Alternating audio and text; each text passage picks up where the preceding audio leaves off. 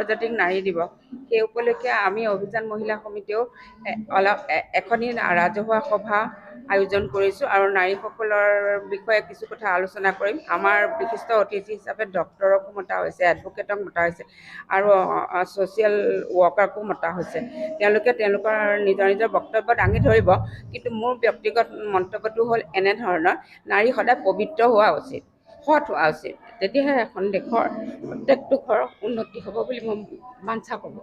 সুদীপ্তা চৌধুৰী, অভিযান মহিলা সমিতিৰ মই এছিষ্টেণ্ট ছেক্ৰেটাৰী আছোঁ। মই মোৰ এটাই প্ৰশ্ন যে ইমানটো নাৰীটো আজি বহুত উন্নতি কৰিছে, আজি মহাকাশতো গৈছে আৰু পাইলট হৈছে, ইঞ্জিনিয়াৰ হৈছে, ডক্টৰ হৈছে, কিন্তু নাৰী কি এতিয়াও নিৰাপদত আছেনে?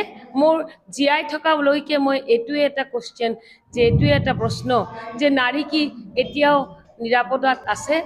কিন্তু মোৰ কথা, নিৰাপদ থাকিব লাগে আৰু নাৰীৰ নিচিনা পবিত্ৰ বস্তু আজি যিমানে ভগৱানত আমি প্ৰাৰ্থনা কৰোঁ, দুৰ্গা, লক্ষী, সৰস্বতী, কালী, চবে কিন্তু আমাৰ নাৰীয়ে। নাৰীৰ পৰা আমি শক্তি পাওঁ।